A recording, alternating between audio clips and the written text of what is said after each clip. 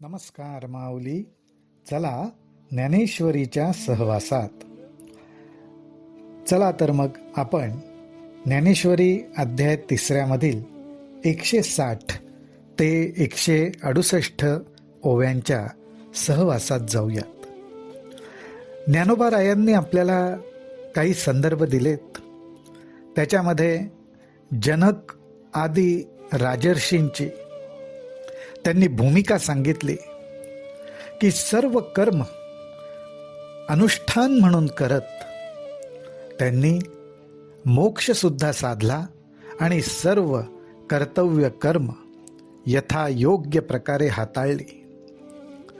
आता पुढच्या संवादामध्ये ज्ञानोबाराय आपल्याला सांगतायत की साक्षात भगवंत श्रीकृष्ण परमात्मा अर्जुनाला म्हणतायत की अर्जुना, या त्रैलोक्यात कर्म करून मला काही प्राप्त करायचंय असं काही आहे का रे? या त्रैलोक्यामध्ये मला स्वतःला कर्म करून काही प्राप्त करायचंय असं काही आहे का? आणि मी जर का काही करायचं ठरवलं तर ते अशक्य असेल का? पण तरी सुद्धा मी पण कर्माचं आचरण करतो, कर्तव्य कर्म निरपेक्षपणे पार पाडतो. कारण परमात्मा म्हणतात, कारण अत्यंत दक्ष राहून जर का मी स्वधर्मरूपी कर्माचं अनुष्ठान केलं नाही तर ही सर्व भूत मात्र माझं अनुकरण करतात. त्यांचं कसं होईल? ते सुद्धा मार्ग भरकटतील. मग त्यांचं कल्याण कसं होणार?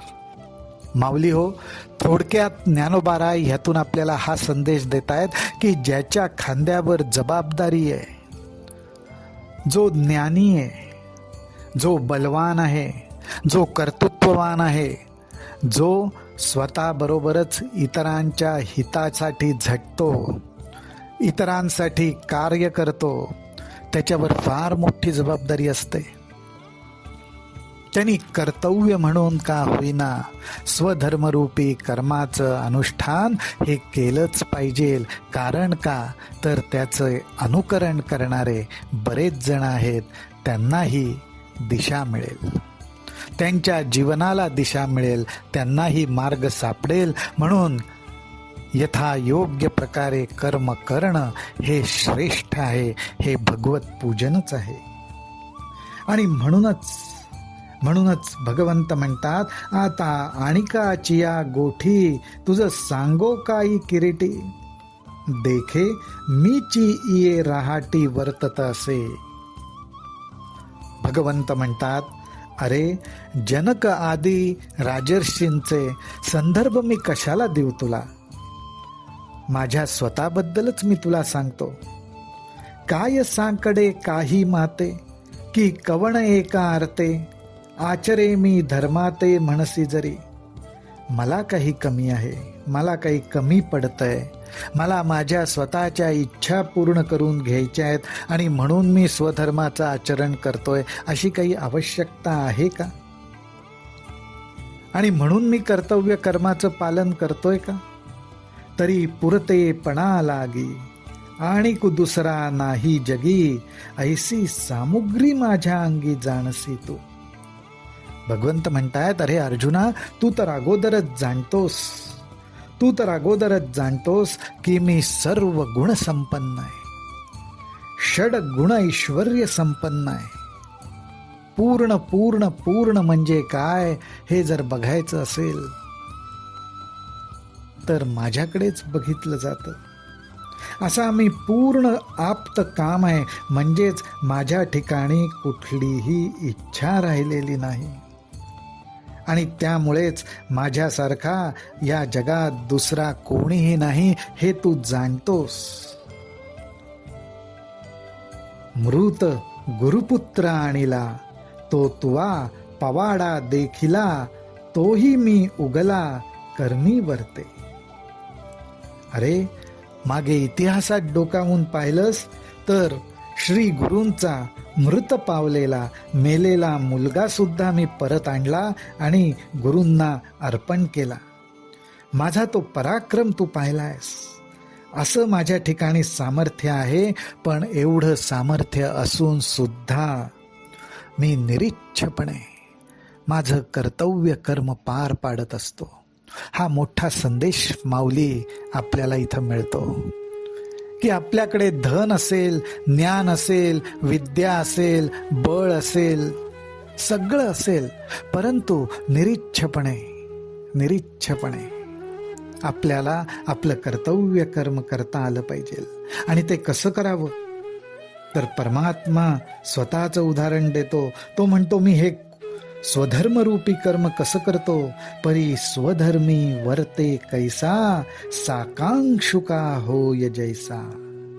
तयाची एका उद्देशा लागून या स्वधर्मरूपी कर्माचं आचरण मी कसं करतो तर ज्याप्रमाणे एखादा साकांक्षू आकांक्षेने अपेक्षेने माझी इच्छा ही पूर्ण व्हायलाच पाहिजे ह्याची दक्षता घेत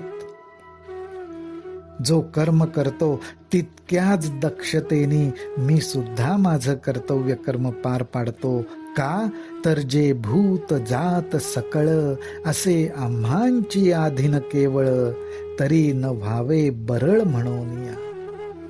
अरे ही सर्व लोकस्थिती माझ्याकडे अपेक्षेने बघते, माझं भजन करते, पूजन करते, पूर्णावतार म्हणून माझ्याकडे बघते.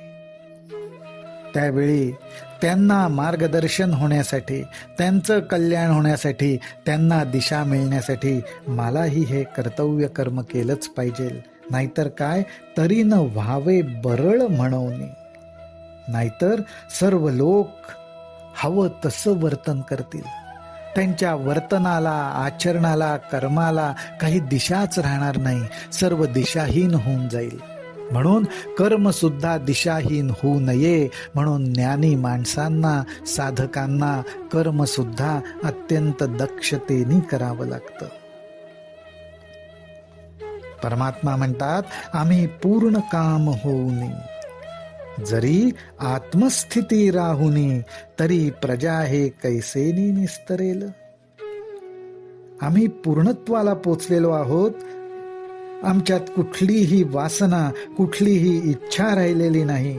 म्हणून आम्ही आत्मस्थितीत, आत्मस्वरूपात घडवून राहिलो, एकरूप होऊन राहिलो. तर मग ही लोकप्रजा, संसार कसा तरून जाणार. माऊली हो, बघा भगवंताला आपली किती काळजी आहे. साक्षात भगवंत परमात्म स्वरूप अव्यक्त आहे, निराकार आहे, निर्गुण आहे, निर्लेप आहे. त्याला कुठल्याही गोष्टीची चाड नाही, इच्छा नाही, मुद्दामून काही केलंच पाहिजे याची आवश्यकता नाही. परंतु ज्याच्यातून ही सर्व सृष्टी जन्माला आलेली आहे, त्या सृष्टीचं सुद्धा कल्याण व्हावं ही तळमळ त्या माऊलीची आहे, त्या परमात्म्याची आहे. आणि म्हणून तो परमात्मा म्हणतोय की जोपर्यंत कर्म प्रवृत्ती शिल्लक आहे तोपर्यंत स्वधर्माचा आधार घेऊन कर्माचं अनुष्ठान हे केलं पाहिजे. इही आमुची वास पहावी, मग वर्तती परी जाणावी, ते लौकिक स्थिती आघवी नासिली होईल. ही कळकळ परमेश्वर व्यक्त करतोय. परमेश्वर म्हणतोय, आम्ही कसे वागतो, आम्ही कसं आचरण करतो, आम्ही कर्तव्य पार पाडतो का नाही, इकडे ही सर्व भूत सृष्टी लक्ष ठेवून असतात. आणि त्यावरून त्यांना समजतं की वेगवेगळ्या परिस्थितीत आपण सुद्धा कसं वागलं पाहिजे. आणि आम्हीच जर स्वधर्म सोडून वागू लागलो तर ही लोकव्यवस्था, ही समाज व्यवस्था कोलमडून पडेल, नाहीशी होईल, नासिली होईल. आणि परमेश्वराला असं व्हायला नकोय. म्हणून अत्यंत कळकळीने ज्ञानोबाराय सांगतात, म्हणून समर्थू जो येथे, म्हणून समर्थू जो येथे आथिला सर्वज्ञते, तेने सविशेषे कर्माते त्यजावेना. म्हणून जो थोर साधक आहे, ज्ञानी आहे, सर्वज्ञ आहे, त्यांनी तर खास करून स्वधर्मरूपी कर्माचरण सोडू नये. कर्तव्य कर्म, विहित कर्म पार पाडतच राहावी ही त्याच्यावर असलेली फार मोठी जबाबदारी आहे. तेणे सविशेषे कर्माते त्यजावेना. अशा ज्ञानी पुरुषांनी, साधकांनी सविशेषे विशेष करून कर्माते त्यजावेना, कर्माचा त्याग करू नये, विहित कर्म सत्कर्म करीतच जावीत. हे मार्गदर्शन माऊलींनी आपल्याला ह्या ओव्यांमधनं केलेलं आहे. रामकृष्ण हरी, रामकृष्ण हरी, रामकृष्ण हरी.